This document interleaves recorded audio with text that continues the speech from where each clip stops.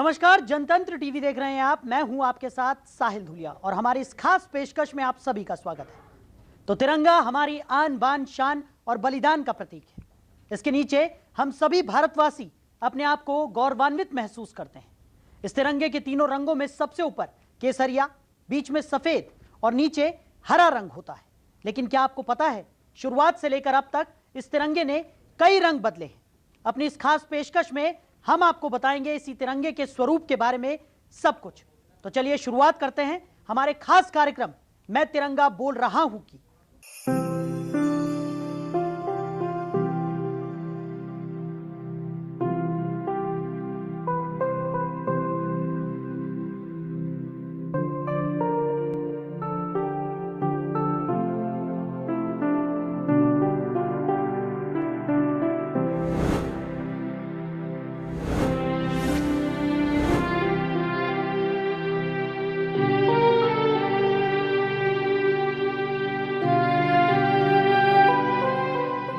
आज देश अपना 73वां गणतंत्र दिवस मना रहा है।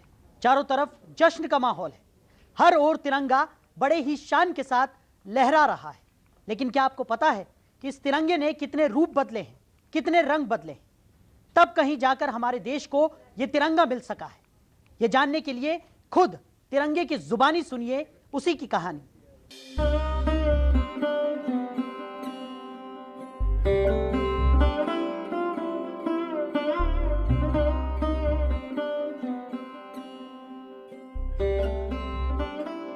मैं तिरंगा बोल रहा हूं। आज देश 73वां गणतंत्र दिवस पूरे धूमधाम से मना रहा है। बच्चे, बूढ़े, जवान, हर कोई आजादी के रंग में रंगा नजर आ रहा है। ये रंग मेरा ही तो है, जो इन मुस्कानों में दिखता है। इस रंग के लिए ही तो आजादी के मतवालों ने अपने खून से मुझे सींचा है।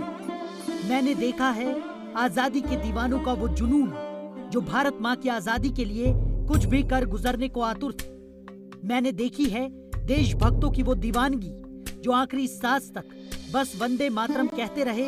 अपने खून का एक एक कतरा जिन दीवानों ने बहा दिया और हंसते हंसते चूम लिया फांसी के फंदे को। उन दीवानों के मतवालेपन को सहेजा है मैंने, शहीदों की शहादत को समेटा है मैंने। और इसलिए आज जब पूरे शान के साथ मैं लहरा रहा हूं, तो वो गर्व, वो सम्मान मेरे हर रंग में है। लेकिन आज जो ये मेरा रंग है, ये हमेशा ऐसा नहीं था। मैं बहुत दौरों से गुजरा, कई रंग में रंगा, और जैसे ही देश को आजादी मिली तो बन गया राष्ट्र ध्वज तिरंगा। मेरे इस रंग की यात्रा 91 सालों की है, जो बेहद दिलचस्प है। आज जश्न के मौके पर मैं आपको अपनी इस यात्रा के हर पहलू को बताना चाहता हूँ, जो आजादी की लड़ाई में बेहद दिलचस्प रहा। मैं आपको अपनी कहानी सुनाना चाहता हूं। अपनी इस यात्रा की शुरुआत करते हैं 1900 से।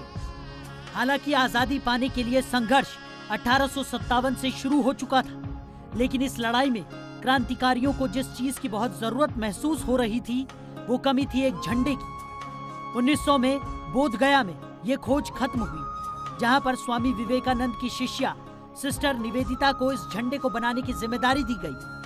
सन 1900 में जब आजादी की लड़ाई परवान चढ़ रही थी, तो सिस्टर निवेदिता, जो कि स्वामी विवेकानंद की शिष्या थी और आयरलैंड की रहने वाली थी, उन्हें यह जिम्मेदारी दी गई कि वो एक झंडा तैयार करें। अपनी यात्रा के दौरान बोधगया में सिस्टर निवेदिता ने वज्र के चिन्ह को देखा, जिसके बाद उन्होंने इसे झंडे में इस्तेमाल करने की सोची। दरअसल वज्र भगवान इंद्र का शस्त्र है। इसके अलावा झंडे के चारों तरफ 101 दियों की कतार भी सिस्टर ने बनाई। सिस्टर निवेदिता ने जब पहला झंडा बनाया, तो इसके बीच में भगवान इंद्र का शस्त्र वज्र और चारों तरफ 101 दियों की कतार बनाई।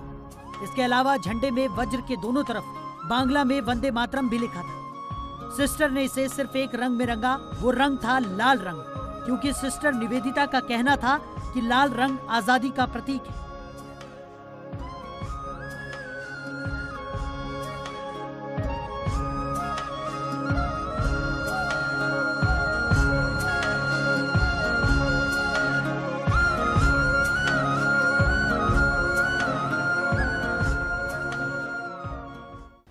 तिरंगे की यात्रा इतनी आसान नहीं थी। कई तरह के उतार चढ़ाव तिरंगे के हिस्से आए। इनमें एक बदलाव यह भी था कि तिरंगे में 3 रंग की पट्टी तो थी, लेकिन वो कुछ इस तरह से थी कि पहली ऊपर वाली पट्टी केसरिया, बीच वाली पट्टी पीले रंग की और सबसे नीचे वाली पट्टी हरे रंग की थी। लेकिन तिरंगे के स्वरूप में बदलाव किया मैडम भिकाजी कामा ने। वो क्या बदलाव थे, इस रिपोर्ट में देखिए।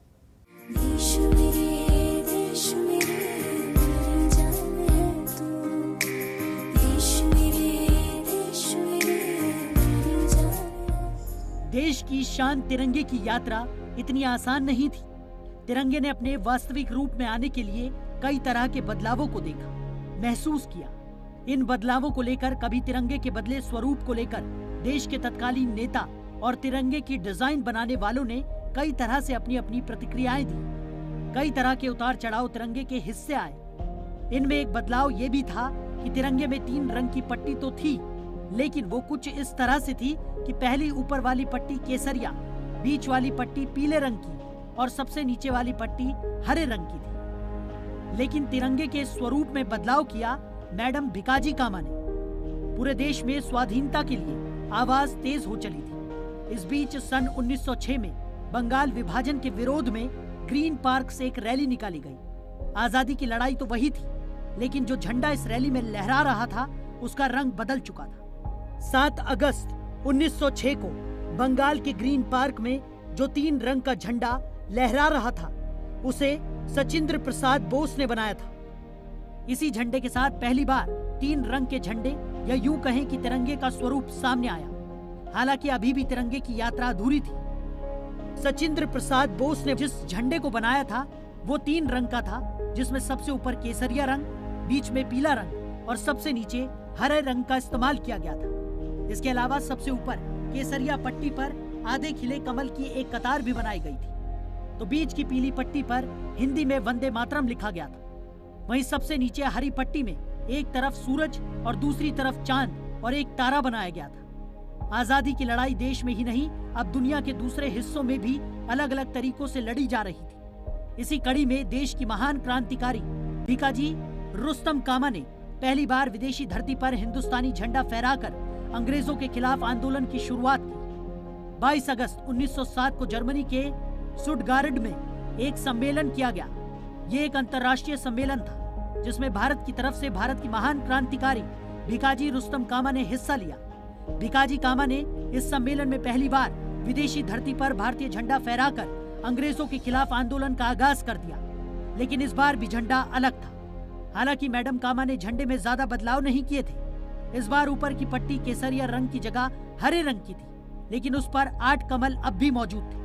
वहीं बीच की पट्टी पीले रंग के बजाय केसरिया रंग की और सबसे नीचे हरी पट्टी के बजाय लाल रंग की पट्टी का इस्तेमाल किया गया था। कहा जाता है कि इस झंडे को बनाने में अकेली भिकाजी नहीं थी, उनका साथ वीर सावरकर और श्यामजी कृष्ण वर्मा ने दिया था। प्रथम विश्व युद्ध के दौरान मेरा ये रूप बहुत मशहूर हुआ। इसे बर्लिन कमेटी फ्लैग के नाम से जाना गया। मेरे इस रूप को भारतीय कैदियों, ब्रिटिश सेना से निकाले गए भारतीयों और गदर पार्टी के सदस्यों ने खूब इस्तेमाल किया। ब्यूरो रिपोर्ट, जनतंत्र टीवी। 23 अप्रैल 1916 को भी तिरंगे का रूप बदला था। इस बार झंडे में कई तरह के रंगों का इस्तेमाल किया गया था। झंडे में लाल रंग के 5 और हरे रंग की 4 पट्टियों का इस्तेमाल किया गया था। इसके अलावा इसमें 7 तारे दिखाए गए थे जिन्हें सप्तऋषि का प्रतीक माना जाता है। देखिए,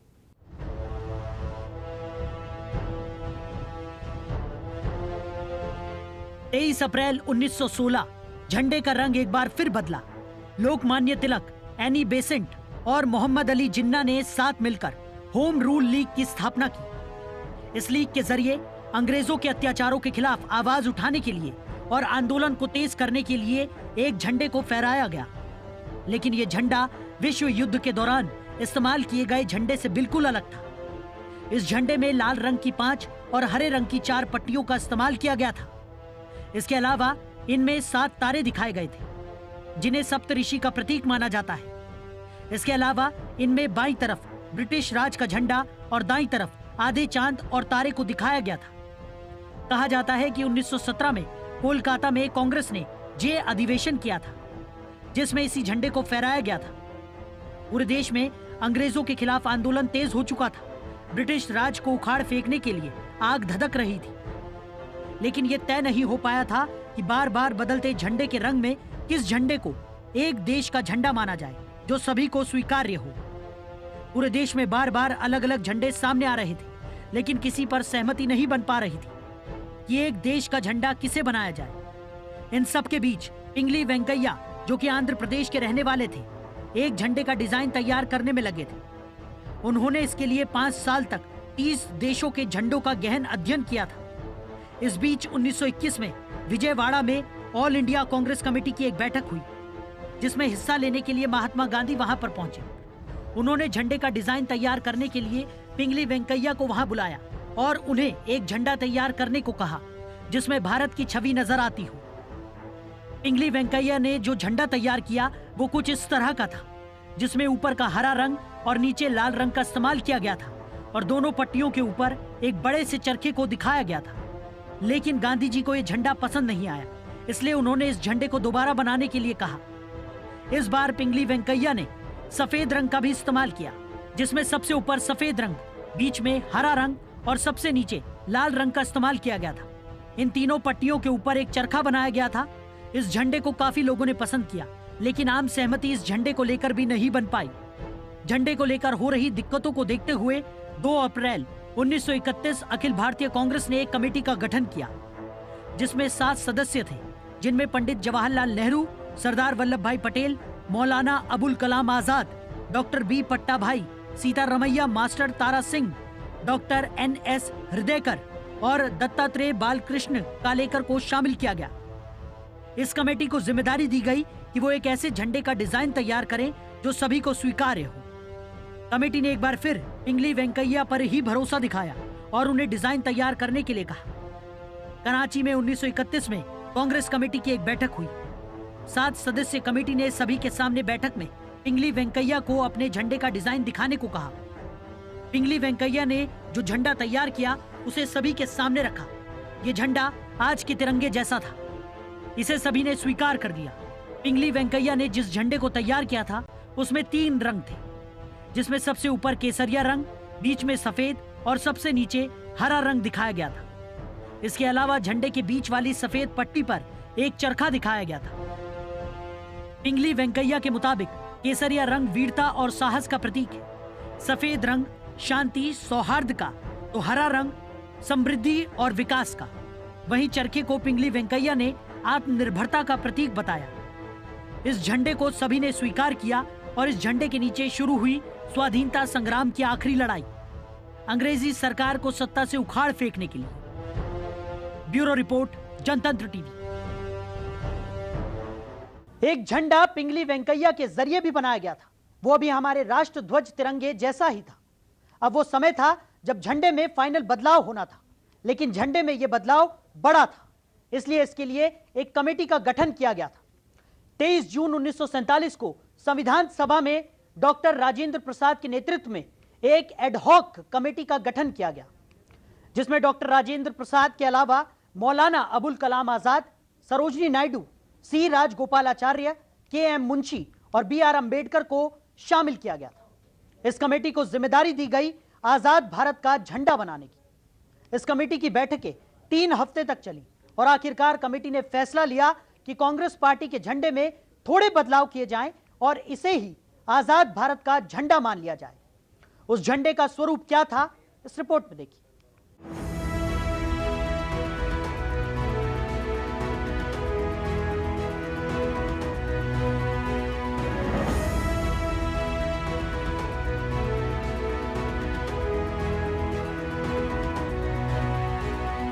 सन 1947 वो साल जिसमें आखिरकार इस लंबी लड़ाई का अंत होने जा रहा था, जिसमें हमारे हजारों लाखों वीर शहीदों और क्रांतिकारियों ने अपने प्राण न्योछावर किए थे। दरअसल अंग्रेजों ने भारत को आजादी देने का फैसला कर लिया था। इस आजादी के फैसले के साथ वैसे तो कई समस्याएं सामने मुंह बाए खड़ी थी, लेकिन इसमें एक समस्या झंडे की भी थी कि आखिर देश का झंडा कैसा हो। देश के झंडे को लेकर सभी बहुत असमंजस में थे।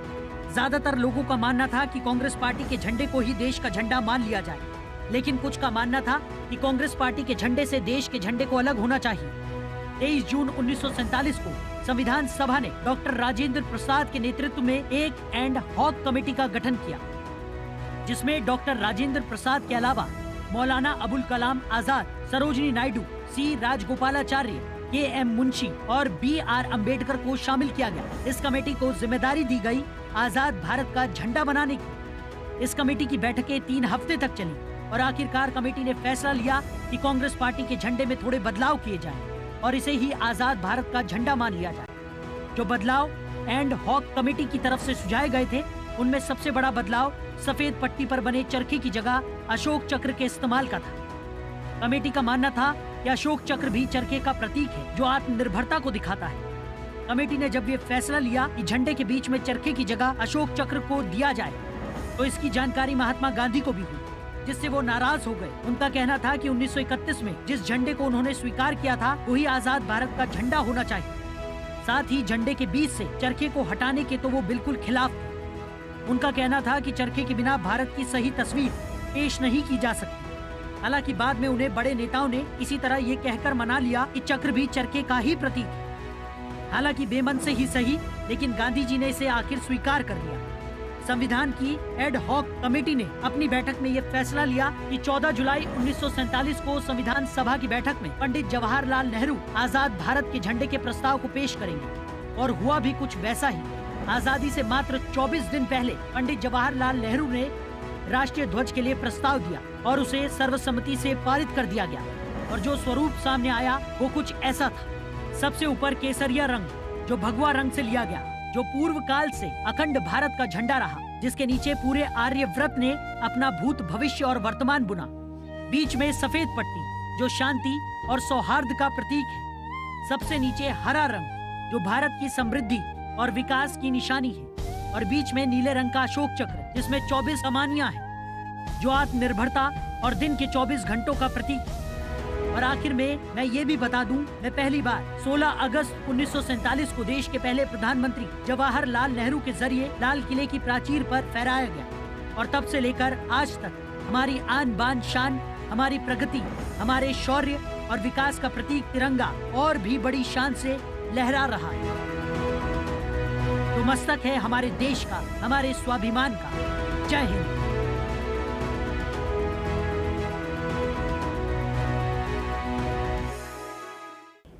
राष्ट्र ध्वज तिरंगे की एक और ख्वाहिश रही है, जिसे तिरंगा खुद बता रहा है। सुनिए तिरंगे की ही जुबानी।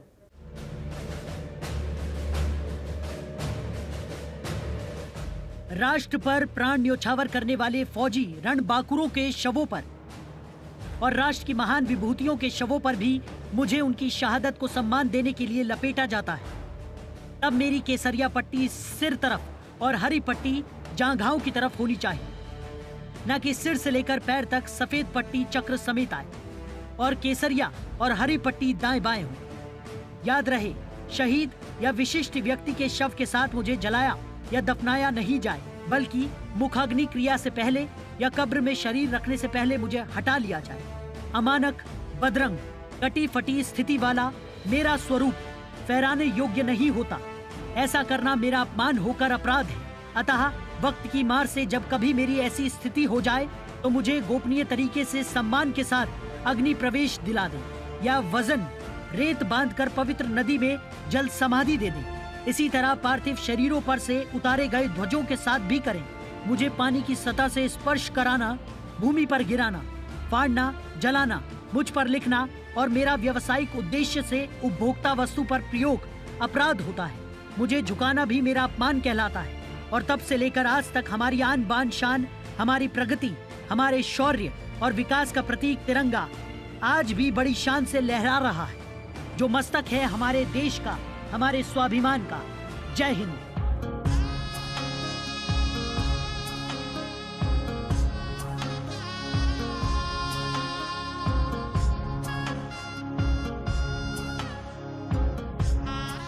तो ये था तिरंगे के स्वरूप का सफर। लेकिन तिरंगे का सम्मान सिर्फ गणतंत्र दिवस तक ही सीमित न रह जाए। आइए इस गणतंत्र दिवस पर हम सभी मिलकर ये कसम खाएं कि हम अपने राष्ट्र ध्वज तिरंगे का अपमान न करेंगे और न किसी को करने देंगे। जय हिंद। खबरों के निष्पक्ष विश्लेषण के लिए सब्सक्राइब करें जनतंत्र TV. and press the bell icon. Never miss any update.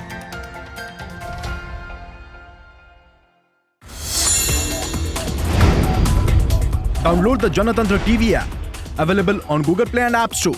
Download it now.